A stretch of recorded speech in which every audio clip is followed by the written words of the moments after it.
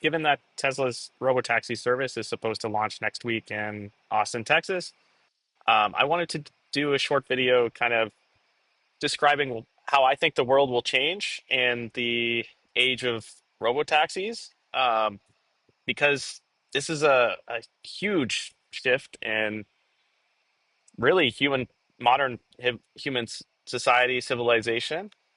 And I think like sometimes it's hard to imagine how the world is going to change. We're not used to such big shifts happening and changing the world so quickly. So I wanted to share my perspective, my predictions on this. I've already done a couple videos explaining my take on why Tesla will win. Uh, win as in win the robotaxi race, as in that I believe that Tesla will basically be the default mobility service. But this is more about how is robotaxi as a technology shift going to affect the world. So first of all, like you have to think about like today, how is transport done? So you have private vehicle ownership, people own cars. Um, you have like rideshare, Uber, Lyft, which is like $1 per mile, approximately. Um, and then you have like heavy transport, uh, semi trucks, and the like. I'm not counting like air travel, water travel. Okay, like that's like a separate thing. Um, but with Robotaxi, like, and really again, this is coming within a year, 2 years in the U.S. broadly. Um, going to be in every major city. So this is happening. So first of all, like when you bring down the cost of per mile from like $1, say for ride sharing today, $1 per mile to say 30 cents per mile, or even if it's 40 cents per mile, 30 cents per mile, um, it's gonna change a lot. So uh, much cheaper to get anywhere from point A to point B. The wait times from the time that you push the button on the app, like I want to ride, to the time that it picks you up, uh, will be shorter because it's not dependent on like the driver's availability. It's really like the network can kind of scale as needed to optimize for a certain wait time. Um, and because you don't need drivers, like you could just add cars to the network. So that's what they'll do. Um, so the wait times will be shorter. The rides will be like a third of the cost. Um, that means like, well, uh, you know, you won't. Fewer people will take, like there will be less of a need for buses, trains, um, light rail, that sort of thing, because now a car, an autonomous vehicle can give you the same ride. Uh, again, cheaper, faster. It's now kind of disrupts like a lot of like the um, public transport options, buses, trains, and light rail in most U.S. cities, for example, subways. Um, Now, like there will still be a need for those things, I think, but people will choose to just just hail a taxi, robotaxi instead of taking the bus in many cases. Now, because the rideshare, or it's not a rideshare, it's just a because robotaxi will be so cheap, you will have more demand, right? Like, uh, more people will take trips that they wouldn't have otherwise taken. Um, like, let's say, yeah, like maybe I wouldn't take a trip across town because it costs $50. So I won't go to this event, right? This concert, let's say. But if it's $20 to get to the concert, I'm gonna go. Um, so more people will take. more rides. That will induce more traffic. So there will be more traffic because it's just cheaper to get anywhere. Um, so there will be some equilibrium that forms, like because people's first thought won't be about, say, the price of the trip, but more about like how long it will take and whether it's worth their time. So so the solution isn't necessarily like build more roads and highways, but because there's also kind of the demand always kind of expands to fill like the availability in the case of highways and roads. But yeah, so that it's going to be an interesting equilibrium that forms around um, like uh, it'll be cheaper to get a ride, but then there'll be more rides. So then there's more traffic, and eventually like a given trip might take so long that people will choose not to take that ride anymore because it's going to take too long now.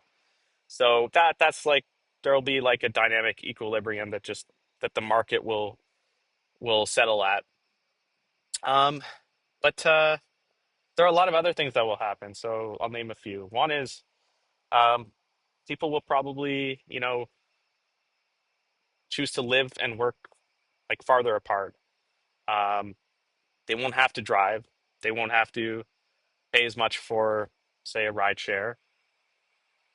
Um, so people might choose to live like you might be able to get a right, like, and you can work or watch a movie while you're in the Robotaxi. So you might choose to live a lot farther away from your place of work. Like I can get the same house, or I can get a much bigger house for the same price, or I can get the same house for or apartment for for a much cheaper price. So things will spread out. Um, at the same time, though, you won't need as many parking lots in the cities because the parking today parks like so many of the US cities, like if you look around downtown even, like there's so many parking lots everywhere, parking structures and parking lots.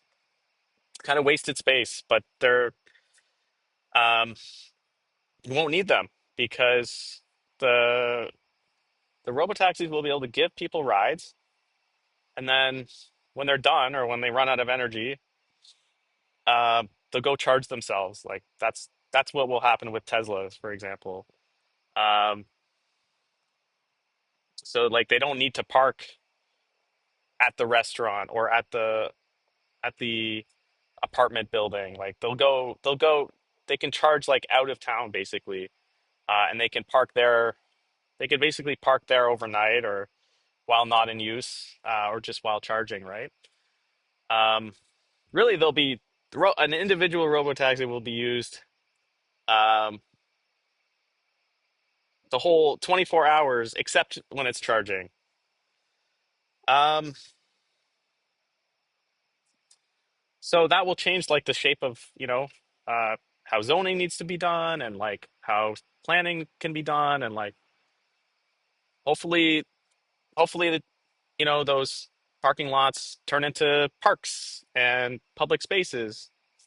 I don't I don't fully trust that to happen, but I hope that happens. Um, but anyway, they can be repurposed. Um, kids won't need to learn how to drive.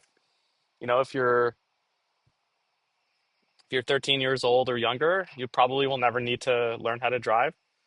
Um, you might want to learn how to drive uh, for fun, for recreational or legacy kind of nostalgia reasons.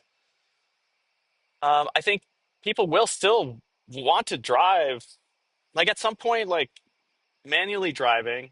Like this is a bit farther away. Like humans driving cars will still be a thing, of course, for a while.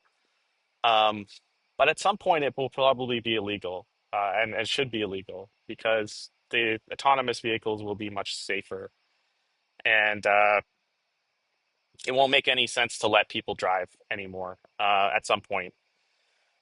Um, So, but like people will still want to drive just like they want to drive like classic cars, muscle cars and the like. So maybe we'll need a new industry around market around like um, kind of like racetracks for like closed circuit courses and tracks for people to drive for fun. Just like go-kart, just like you can go to the go-kart track today, right? Except now like full-size vehicles maybe. That'll be the way that people can scratch that itch of like you get to operate a motorized vehicle or like right out of the cities, like probably be fine. Um, in the countryside and the mountains and places like that. But maybe you'll need a special license, right? Maybe you'll need a special like you won't be able like driver's license offices will also go away, right? You don't need permitting and licenses because people won't be driving. So um, for the most part, um, like that is probably that part is probably still 10 to 20 years away, where people aren't allowed to drive anymore. Um, um, I mean, I think, and then of course, like insurance is going to change like big time. Um,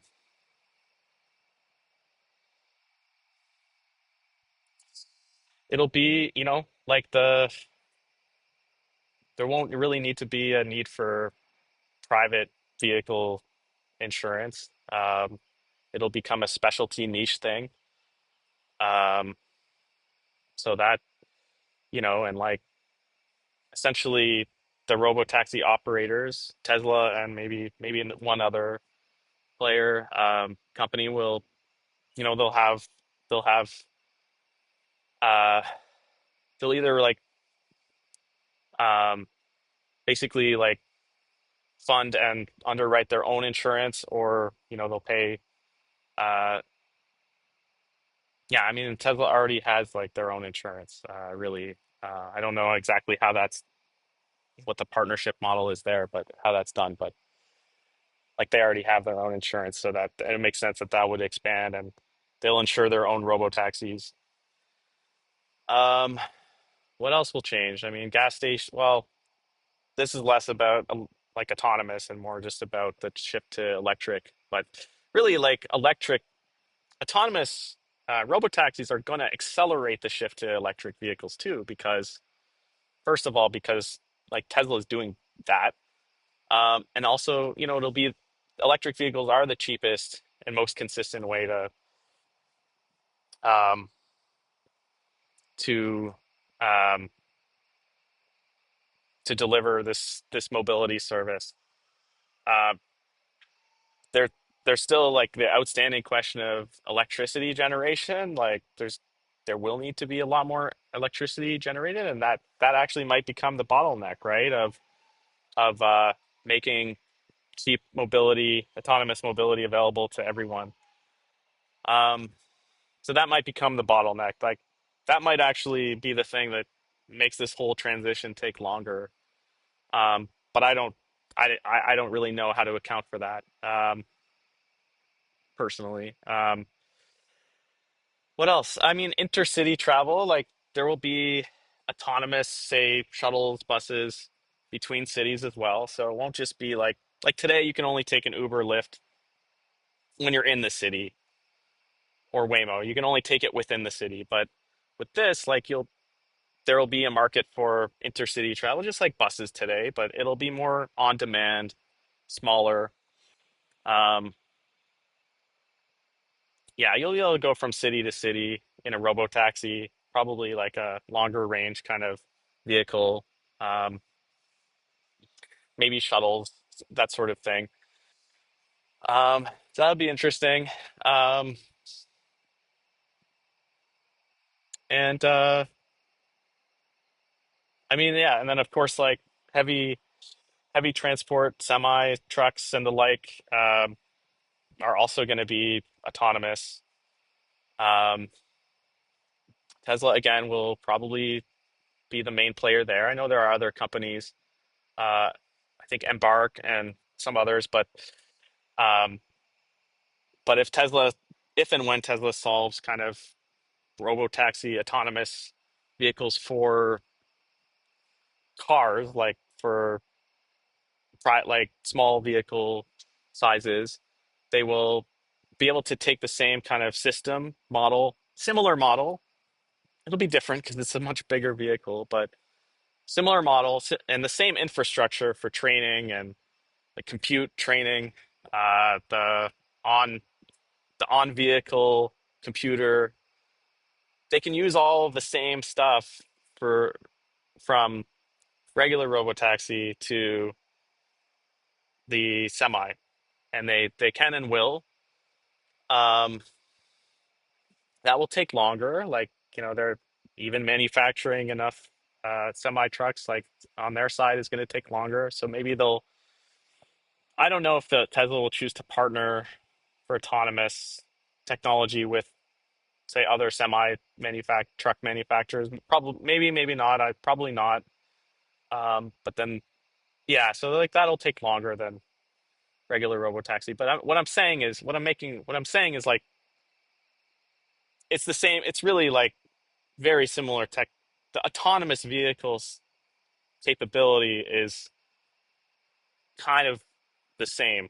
It's just a much bigger vehicle, but they can reuse the same infrastructure and um, and computer on vehicle computer to power that as well. Um, and that's gonna change the landscape of truck stops, right? And that is a big market today, right? Truck stops and restaurants and stuff like that on highways. And I mean, it will make shipping things cheaper, of course. Look, I guess the reason I'm doing this video is like to start laying out a lot of like my predictions of how this will change things. Like it's going to change the world. Um, Probably only scratching the surface of like the changes that are going to happen, but I thought it would be worth doing and sharing. And I'd love your thoughts as well. Thank you.